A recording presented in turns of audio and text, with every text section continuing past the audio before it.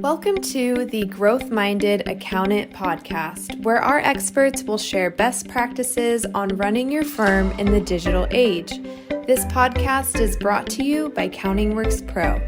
Let's get started. Hi, and welcome back to another episode of the Growth Minded Accountant podcast. Today, we're going to talk about luxury brands. Yes, believe it or not, on the Growth Minded Accountant, we're getting into luxury brands and how this can apply to tax and accounting firms. So brands like Rolex, Ferrari, Apple, Ryan Serhant now in the real estate industry. And what we're going to do is teach you as a tax and accounting firm what they're doing and how that applies to your own growth. So now, before you think, Rebekah specifically, you could say hello in a second, we have completely lost our minds and turned this into a luxury brand podcast. Stay with me a little bit, okay? So because I believe one of the biggest mistakes tax and accounting firms make is assuming that premium pricing comes from being technically better. And as you all are realizing, it doesn't. And now if you see all these new influencers in our space talking about, oh, what is wrong with CAS pricing and what, all the challenges are happening. I'll tell you what's wrong. You have not positioned your brand as a premium brand yet, and yet you're going out there and selling premium services, okay? So every year, we talk. Rebekah obviously talks daily. We just did a big survey with our own client base, and we talk with firms that are frustrated because they're losing opportunities to competitors charging 2 or 3 times more than they are. And it's like, the reaction is, they aren't better accountants than me. They're not a better CPA, a better EA. They're definitely not smarter. Their tax returns aren't necessarily more accurate, right? But often they are right. The difference usually is not their expertise, and that's what we're going to talk about today. The difference is perception. The difference is positioning.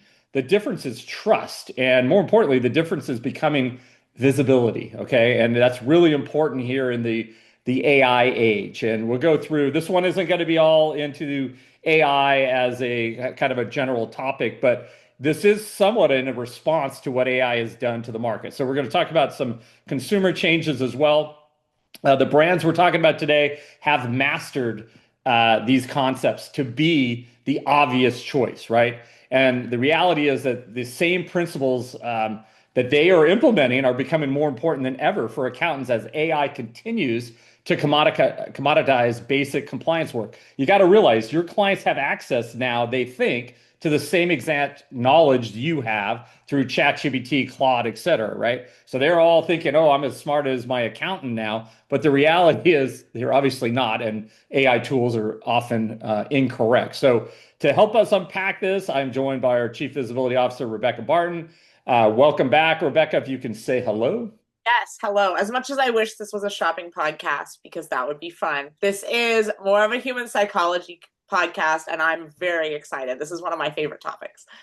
Yeah, and then one of the brands we're talking about, and let's just say Hermès. Did I say that right? Hermès. All right. Well, we did throw in one fashion, like high-end brand, because I know that Rebekah would be all into that one. So, I appreciate it. Yeah, my daughter was laughing at my wife and daughter are laughing at me. I still can't pronounce it, but that's fine. That means I don't buy that and I don't shop there. So let's start here. I think the biggest misconception many accountants have is believing clients hire them because of their technical expertise. And I want to go over kind of why is that flawed thinking, Rebekah. If you can kind of just, let's start here as the base, and then we'll start moving through some of the directions and strategies that you can use. Yes. So we're going to start with something called information asymmetry, which is a very fancy way of saying that one party or one person in a situation knows more than the other party. Accounting is a great example. So tax law, tax regulations, the tax code. Your client doesn't, at least not in the way that you do. You understand planning opportunities. You understand how to help them prepare throughout the year. Your client doesn't. That's why they need you. They don't know what to do month over month to make things work best for them in April, right? You understand compliance risk, they don't. So because of the imbalance, it's hard for the client themselves to evaluate your expertise because they don't necessarily have the baseline to do this. So it's hard for a client or a layperson to look at 2 accountants and figure out which of them is actually better because they don't know the information themselves. The same thing goes for attorneys, for doctors, for financial advisors, kind of any professional who has deep expertise in a specific area. So rather than evaluating them based on their expertise, they evaluate them based on trust signals. These are things like reviews, referrals, the quality of the website, the positioning, the branding that you've given yourself, even the aesthetics, the consistency of your posts, the social proof that you have. All of these things come together to help people develop confidence in one brand over another. And that's very different than evaluating you based on your expertise. It's based on evaluating you on the perception of your brand based on what you're putting out there into the world. So I think that's where we're going to start, set that baseline, that cornerstone for the rest of this podcast. Yeah, and I think this ties in. You mentioned before, how you evaluate a doctor, for example, perhaps how you evaluate a tax attorney. I have a couple of examples of my own life. So, was it 5 years ago we were talking about, restructuring our own entity, and I asked for some referrals from my, Morgan Stanley representative, my advisor there. I asked for some local attorneys to find a QSBS stock tax attorney, right? And believe it or not, it was interesting the way I went through the process. This was a very important decision for me. And there was a lot of people that had the expertise, but who actually was the best at this? Who could I trust would do this correctly? This isn't an area that I would want to make a mistake with. Same with choosing a doctor, perhaps for a life-threatening type of deal. You're buying confidence in the expertise that you read, and that's a very different thing, right? So it's a big distinction I think people need to think about. So, when I went and actually received a couple of referrals, it was interesting what I found online, and this is before ChatGPT was able to recommend people, which it's doing now. But what I found online in my Google searches was the exact same name that two of my other friends, one in private equity, one at Morgan Stanley up in the Bay Area, they recommended the same person. And guess what? When I started researching them, everything I saw about them just validated that was the right choice. So I was evaluating trust, right? And trust is often built long before a consultation ever happens. By the time I actually reached out and engaged this QSBS tax attorney, it was their marketing. It was the power of these referrals. It was the power of their reputation that separated that individual from the services that they were providing, right? So many people could do QSBS stock advising and treatments and how to do it and how to set it up. But the marketing is where the trust creation it happened, right? That was part of the funnel. By the time I reached out, I'm like, oh, I have found the right person. So trust creation starts before somebody ever becomes a client. I think that's the biggest misconception I see in the tax and accounting space. I can't tell you how often, and my head usually spins, as Rebekah knows, well, I don't need marketing. It's like, well, no wonder you're floundering. You're complaining that you're losing clients. You're complaining they won't pay you enough. You're complaining you don't make enough money because you do not have a premium brand. You have not established, trust. And let's start with a brand like Rolex. And this is totally off topic, but I somehow stumbled upon a watch reclaimer. What would you call it? Someone who basically can take an old Rolex and bring it back to life. And what was completely remarkable, he did basically a Rolex watch that survived the Palisades fire, and he brought it back to life, but you could see what it looked like. But the reality is, just even his presentation, it's just a watch. A Rolex tells time, right? But so does a $50 watch. It tells time. Yet one costs exponentially more. So what exactly, Rebekah? And then when I saw everything that was inside the Rolex and how this guy brought it back to life and all the parts and it was insane. It was incredible what's inside this watch. But what exactly is Rolex selling? What are they really selling? Rolex is selling the accumulated value of trust in a brand, and we call that brand equity. So basically it is the value that a brand has created in itself over decades. In Rolex's case, many, many years. You look at brands like Mercedes-Benz, they're very good at this. Old legacy brands like Ralph Lauren, very, very good at kind of establishing themselves as a premium brand, especially when it comes to Americana, things like that. So when people see a Rolex or any of these other brands I just mentioned, they instantly associate it with quality, reliability, precision, success, and then heritage, which for these kinds of legacy brands is really, really critical. And what's interesting is that consumers often assume that these brands are high quality before they ever experience the product. The vast majority of Americans don't own a Rolex. But yet they would probably say, if they were asked what is the best watch brand, it would probably be Rolex or Tag Heuer, because they are the brands that are visible. Lee, you mentioned visibility. Tag Heuer sponsors lots of sporting events, lots of PGA events, lots of horse racing events, things like that, where you have a lot of money, you have a lot of people spending a lot of money to be at or attend these events.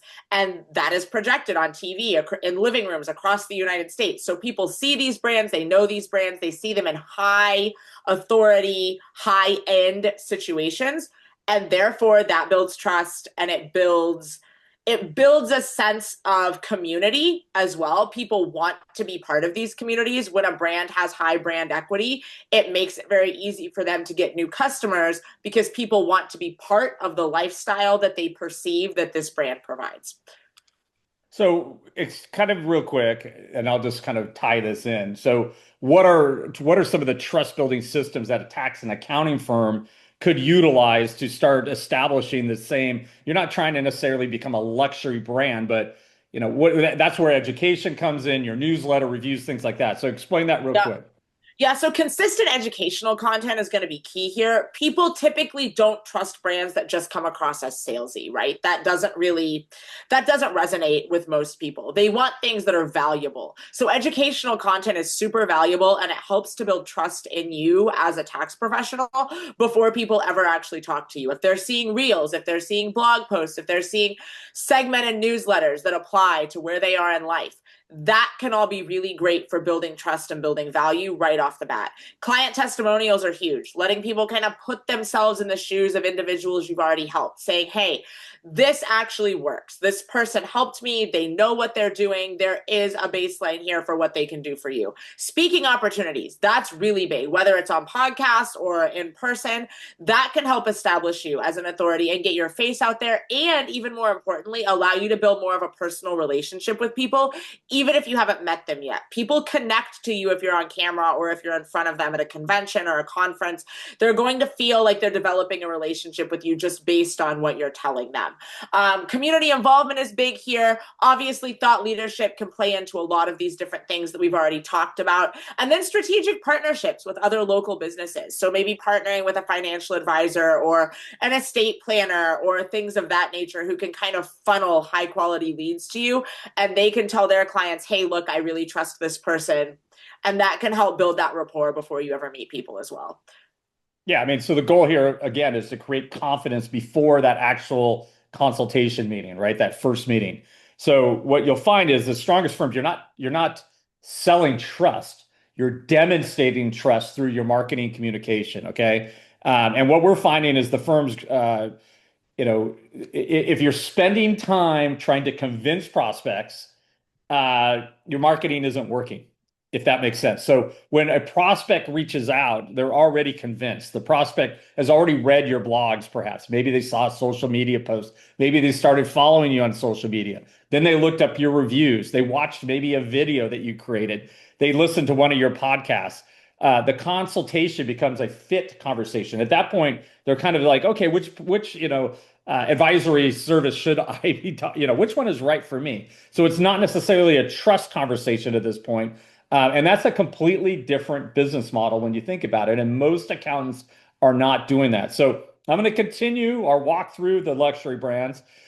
This is one, I've watched the movie Ferrari. And Ferrari may be one of the most misunderstood business models in the world, but I think there's a lot to it. And I didn't even understand how you actually are allowed to buy a Ferrari. There's a whole process about that. So let's talk about Ferrari and how that can teach positioning. Yeah, so one of the foundational ideas of all marketing across brands is that value comes from differentiation. You can't be like everyone else and establish value, which I think really ties into tax and accounting and ties into a lot of the things we've talked about on the podcast lately, is that you don't want to be lumped in with everybody else. You want to stand out, you want to differentiate yourself. Ferrari does an exceptional job of this. They're not trying to be the car for everyone. They're not trying to be the car for Joe Schmo who lives down the street from you. They are trying to be the best car for a specific class of buyer. When you try to appeal to every person, you're going to become generic. When you become generic, you become comparable. When you become comparable, you compete on price alone. That's a trap. It's a trap for accounting firms. It's a trap for car brands. It's a trap for clothing retailers. It's a trap for anyone in any kind of industry where you need to establish trust in order to connect with the right clients for you. So with accounting firms, for example, if your website says something like, we serve individuals and businesses, we offer tax and accounting services, that's not helpful because every one of your competitors is saying the same thing, not just in your city, but in your state, in your nation. So Ferrari doesn't do that. They describe identity, not the fact that they provide transportation, but they describe who they are and also who their clients are, who their ideal client is in all of their marketing. Accounting firms can and should do exactly the same thing. For example, we help construction company owners build wealth. We help dental practices increase profitability. We help high-income families reduce tax surprises. Those are statements that the right audience is going to connect with. So you have to remember that specificity creates relevance. Relevance creates authority, and authority in turn creates trust. And what you want is all of these things, specificity, relevance, and trust with the right audience. It doesn't matter if you appeal to everyone. What matters is that you appeal to the right people. Yeah, no, 100%. And this is kind of the basis for my cookie cutter is dead, narrative wins campaigns. Most firms are describing services. They're not describing their ideal client and what that ideal client wants as far as their outcome. And that is a huge difference. All right, so we're going to what the brand Hermès. that Rebekah cares about. And we're going to stay in the luxury for a moment. I'm going to try it again. Hermès. Hermès. Hermès. I give up. I don't care. So Hermès is not marketing to me. I can't even pronounce the name. I could care less what they're selling. So that's a good thing. But the reality is they're not selling to me. Just like Brandy Melville isn't selling to me, right? So what they do, though, is they use scarcity to increase value. They make their products difficult to get. There's a limited edition. And then they rotate that through. I've watched a bunch of studies on them. I can't pronounce their name, but I've studied the brand quite a bit. But Rebekah, let's talk about scarcity and how that is such a powerful behavioral kind of strategy. Absolutely. So they do it very well. Everybody wants a Birkin and hardly anybody can get one. Obviously, there are resale market, things like that. But what Hermès does exceptionally is that they make you want their product simply because you can't have it. Scarcity is hugely popular and hugely important in behavioral economics. Humans automatically assign high value to things that are perceived as limited. It's why almost every brand has limited edition things or limited runs or limited time or a limited number of this particular item, right? Special things, even at like Bath and Body Works, you'll see special edition collections come in and people flock, and that's for soap. So it's just anything that is perceived as limited tends to draw a crowd and tends to be something people want. We call it scarcity bias. If something is abundant, it feels common. It doesn't feel like it's that critical to go out and own it because it's going to be there, right? And everybody can get it. Laundry detergent, for example, something like that. That's just everywhere. But if something is scarce or appears scarce, it feels very valuable. So the majority of accounting firms kind of accidentally communicate that their services are abundant. We'll take anyone. We're here to serve everyone. We, deal with individuals and businesses and nonprofits. That doesn't make it feel like you're providing an exclusive offering. So it doesn't make anyone urgently want to contact you because they're like, well, they're here. And then they'll just maybe move on to the next person who feels more scarce or like they're providing a more exclusive service. So premium firms communicate selectivity. They don't communicate arrogance, but selectivity. So for instance, they might have ideal client profiles on their websites. They might have an application process to see if new prospects align with what they're actually looking for. They might have capacity limits. We're only taking on X new clients this year. They might have wait lists during particularly busy seasons like tax filing season. So all of these things communicate scarcity in the same way that having to spend $50,000 at Hermès before you can get a Birkin apply to that same situation. Because that's basically how it works there. You have to spend X amount of dollars before you can get on the wait list to then get a Birkin. So it's the same principle. If you create scarcity and exclusivity, you're going to have people beating your door down, basically, because suddenly they're going to want to work with you. So it's a really great way to increase your value without actually doing a lot. This is a pretty easy thing to position with a few minor tweaks to your messaging and your website. You can really start positioning yourself not as a commodity, but as an exclusive provider of high value services. Yeah, I mean, this is why there's certain retail stores that have lines outside and you have to wait until you're allowed in to go spend your $5,000 on a purse, right? This is why Taylor Swift was so successful through the last tour. And then Olivia Rodrigo just did the exact same thing. Scarcity, Amex cardholders, you can buy tickets first, and then it does backfire, as you can see with the World Cup when they overplayed their hand. So you got to be a little intentional about what you're doing, who you're serving. And obviously the World Cup lost who their end client was, right? They went so luxury that they actually lost out. They still have tickets to sell here in LA for the next upcoming match. So that you got to be careful here. But one of the fastest ways to increase value is to stop trying to be everything to everyone. The goal isn't necessarily fewer clients. The goal is better fit clients. And I want your marketing to communicate who is your ideal client profile. What do they look like? What are the services that I feel are most beneficial for my client, that I'm the best in class? Those are the things I want to highlight in my marketing material. All right, so we're gone from some really established long brands. I'm going to now talk about a disrupting brand. I've talked about this person before, this brand before, but they continue to expand. They're growing like crazy, and they are what I would consider a younger demographic kind of marketing style. So it's more of a digital marketing person. That's Ryan Serhant and Serhant's brand in the real estate industry. They're blowing up. They're expanding everywhere, and kind of get an idea of exactly what Serhant sells. It's not necessarily expertise, just like accountants.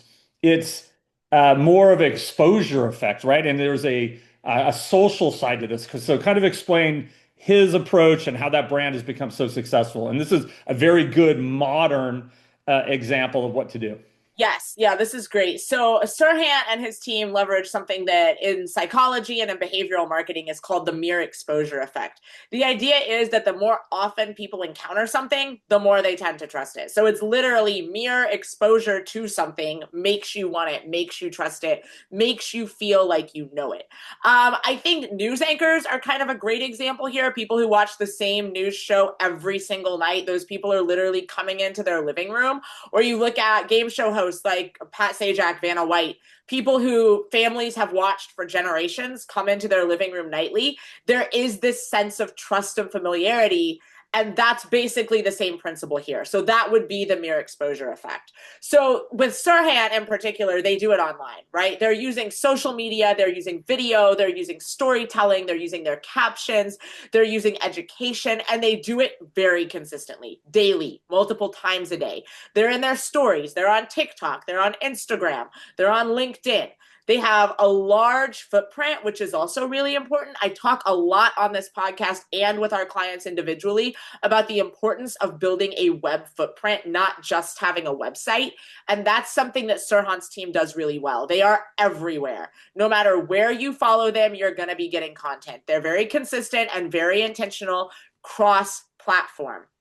And this means that by the time someone actually contacts him to assist with their real estate needs or someone on his team, they feel like they know him. They already feel like they have a very, very deep trust in this individual because they see him all the time. The accounting field is moving in this direction. Visibility is becoming a serious competitive advantage, but it means that you have to be intentional about putting out content and about putting out content in multiple locations.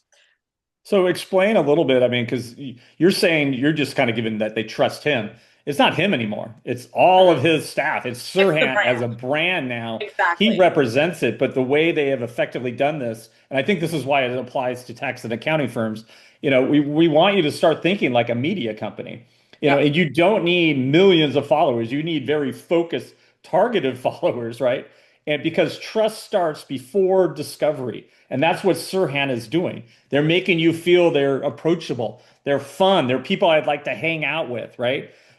So you're not even thinking about the transaction. Am I getting the best deal? Are they finding me the best property? You're just thinking, hey, I would like to work with this person or this firm. Okay. So the consultation isn't where trust begins anymore. It's just where it gets confirmed. By the time you've reached out, they've already effectively done their job and kind of connected with you. All right. So Rebekah, since we went to digital, we went new, we're going to go back to, I would call this is not a super old brand, but at one point, this was the premium brand. Whether or not we want to argue that Apple has fallen on kind of a rocky times right now, they're still one of the best cash flow companies in the world. They are selling phones. They created multiple categories. Okay. And what's the lesson here? What can we learn from what Apple did? What is their greatest strength, so to speak? Yeah, I love Apple. I'm a big Steve Jobs fan, so this is a fun one for me. But Apple's greatest strength has historically been, and again, we don't have to argue about their current positioning necessarily, but cognitive fluency. What that means is that things that feel easier feel safer. Things that feel safer feel more valuable and more important. Apple has removed friction in a way that very few other brands actually have. Everything they do feels extremely intentional. It's very simple, it's very predictable, it's very clear. I have been in Apple stores all over the country, all over the world, and they provide exactly the same experience no matter where I am. Starbucks also does this really well with the consistency across locations globally, but Apple is really the standard, right? You go into an Apple store, you know what to expect. There's going to be a Genius Bar, there's going to be people in colored t-shirts to help you. They're going to know exactly what you need. They're going to provide you with options, and everything is done in a way that basically anyone can do. So it's very clear and very simple. AI tools are creating this same expectation in the modern world across industries. So people open their chat GPT or they go to Gemini and they immediately receive an answer. They don't have to do anything. There's no manual, there's no onboarding, there's nothing hard about it. They just type in a query and they're given an answer that is most of the time correct. So that experience is retraining how consumers function, even if they don't realize it. Consumer psychology has changed dramatically, even just in the past couple of years. People expect immediate explanations. They expect immediate support. And whether the answer is perfect isn't even the point. The easier something feels, the more people trust it. That expectation for instant gratification has been established through AI and through all of these platforms. Apple, again, does a really great job of this. And accounting firms can also apply this. So you can ask yourself questions, things like, is our website clear? Is it easy to make an appointment? Is onboarding simple? Is our communication simple? Is our document sharing simple? Is the client portal intuitive and easy to access? Those are things that you can kind of audit yourself on in 30 minutes. Go to your own website and pretend that you're seeing it for the first time, and you'll probably identify some things that you could correct. And they might not be hard things to correct, but every little detail matters when it comes to removing friction. And the more friction you remove, the more clarity you create. And the more clarity you create, the more confidence people have in you. Yeah, I think most firms underestimate how much value is hidden inside client experience. It's interesting as we're going through all these brands, we're, as you know, Rebekah, we're working on like a little bit of a rebrand, but basically we are, CountingWorks is the client experience platform for modern forward future tax and accounting firms. So I'm just giving an example of how we have positioned ourselves and kind of similar strategies here where, we're not a practice management software. We're not a website product for sure. We're all about the client experience, but we're not for everybody. We're for the modern, forward thinker. We're for the firms that believe in AI, that believe they want to have better client experiences because there's value in return for that, right? That means higher paying clients. That means more referrals, better retention, right? So I'm going to put this back to the tax and accounting firm. Two firms can deliver identical tax advice. The one with the better experience often wins here. So you got to stop discounting. Everyone always thinks about what happens in the back end. How does my team work? Very rarely do they sit back, which is the most important part of everything you're doing, is your client relationships. So with disruptive technology like AI right now, you putting your moat around that client relationship is the most important thing you can protect. Okay. And what is it? I'm going to go in kind of, what AI, and we can't go through a podcast now without talking about AI, but how does AI tie this all together? So, many accountants think AI will actually destroy pricing power. But Rebekah, what are they missing? And how can they apply that to their own practice? Yeah, so a lot of accountants and people in other industries, this isn't just accountant specific, but within the accountant industry, people are misunderstanding what's actually happening. AI isn't just changing taxation and accounting, it's changing clients, like we just said. So every time a client opens ChatGPT or Gemini or Siri or Claude, they're being trained to expect immediate answers. Personalized explanations, 24-hour availability. You wake up at 2 in the morning with a burning question in your mind, you can get an answer. There is literally no friction. There is no barrier to getting the information you need at any time. And whether the answers are right or wrong has kind of become secondary. I saw something the other day that said ChatGPT is currently telling the dumbest person you know that they're absolutely right. And it made me laugh a little bit because it is kind of true. But when it comes to a psychological standpoint, clients are bringing all of these expectations of personal explanations, personal kind of like being told that everything they believe is correct or has a solution or finding something that works for them. People want that to come into every area of their life and with every professional relationship they have, including with their accountant. So that's why branding matters, why visibility matters, why the client experience matters, because you have to start building the same kind of trust that people have in an AI system that isn't even necessarily right. Your advice is going to be right, and you're going to provide the answers that people actually need. But you have to take some of these ideas of a frictionless process and providing personal, customized information, custom tax plans, custom newsletters that pertain to specific segments of your audience. All of those things are going to help build trust. So economists have long observed that as any financial product becomes commoditized or any product becomes commoditized, differentiation shifts elsewhere. And I think you could argue that that's happened a little bit with Apple currently, with iPhones kind of being everywhere, things like that. But they're still great at what they do. But as information becomes abundant, judgment also becomes more valuable. So as expertise becomes easier for people to access, whether it's through AI or through, the internet in general, relationships are becoming more valuable. So AI isn't going to replace you or take your job. What it's going to do is bring into sharp light how important it is to have these personal relationships with your clients and provide high quality advisory experiences that meet their needs where they are as a modern consumer. So the firms that thrive aren't necessarily going to be the smartest firms. They could be, but they're really going to be the firms that clients trust the most. Information is now abundant. People have it everywhere. They have it very literally at their fingertips, 24/7, 365. But judgment is what's becoming scarce, and that's what you provide.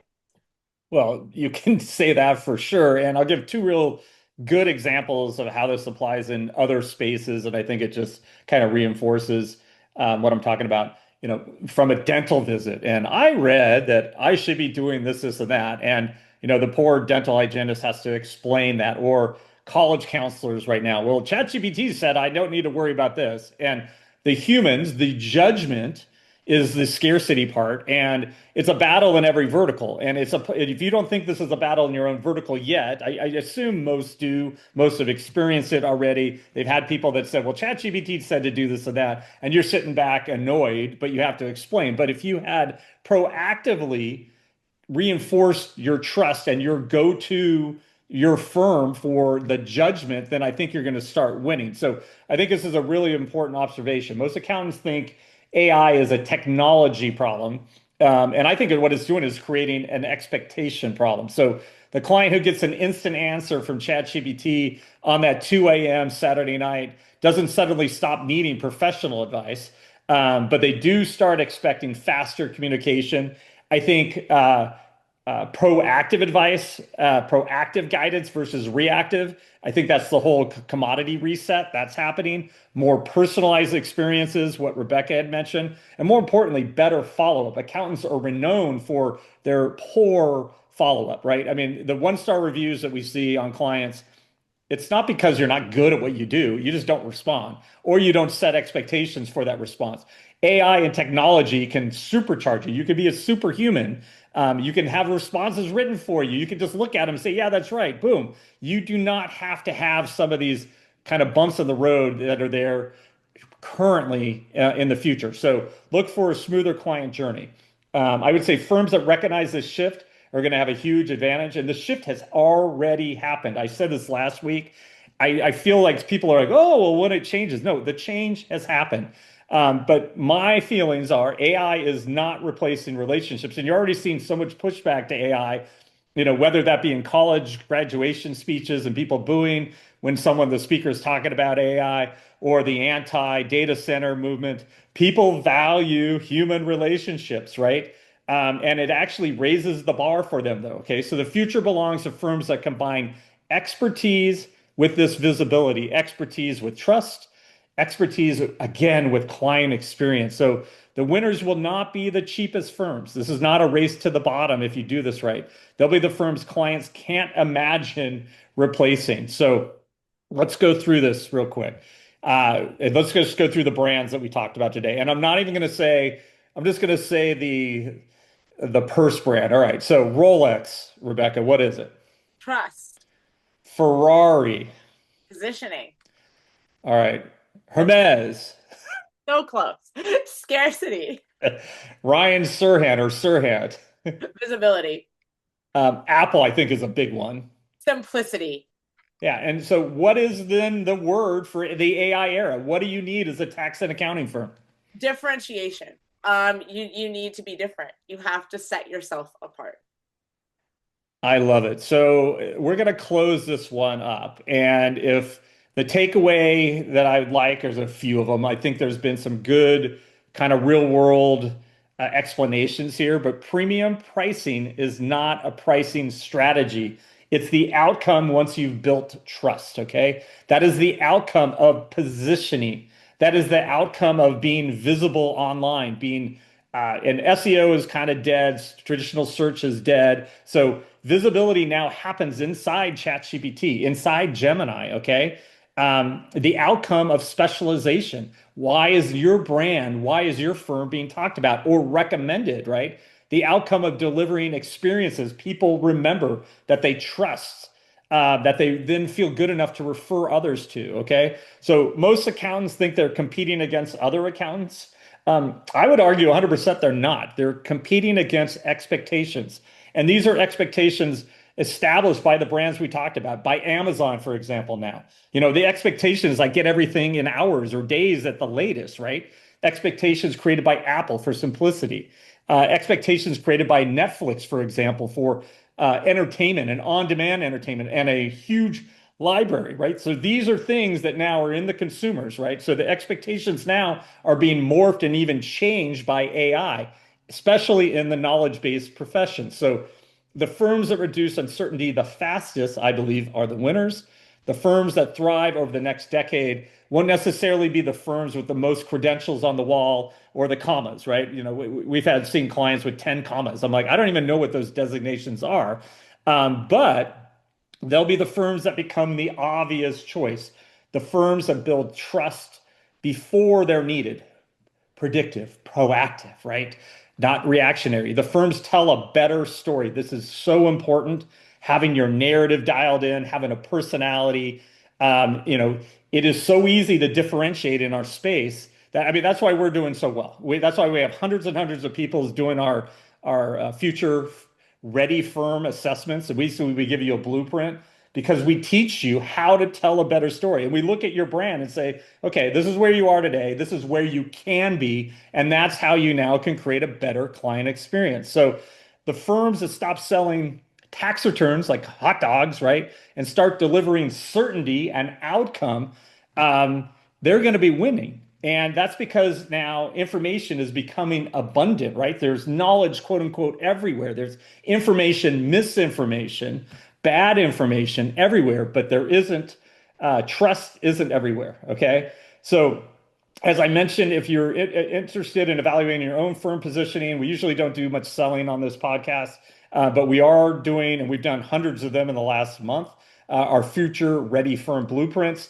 If you go to CountingWorksPro.com, there's a blue bar, or just hit the button that says start my assessment. And my staff, our humans, will go in and actually fill out, just spends 3 minutes, fill out the questionnaire, give us some general idea of where you are, where you want to be, what you're doing today. And we'll come back with you with a roadmap that is just absolutely awesome. And we'll give you a sample narrative, a sample brand story of what your firm can sound like. So we want to continue helping tax and accounting firms thrive in this AI era. I hope this has been a solid topic. I think it really helps just from a visualization of what you should be doing and why this matters. Sometimes people, they're not versed in marketing. They don't understand what positioning is. And I think that just having a little more clarity will really be helpful. So again, thanks for being a listener to the Growth Minded Accountant podcast. Until next time, that is a wrap for Rebekah and I, and we'll hope you, again, graduation time is happening. Some have already gone through it. Summer is about to start. Big swell out here in Southern California, so lots of fun. I feel like summer is here. So again, thank you for being a listener, and we'll see you next week.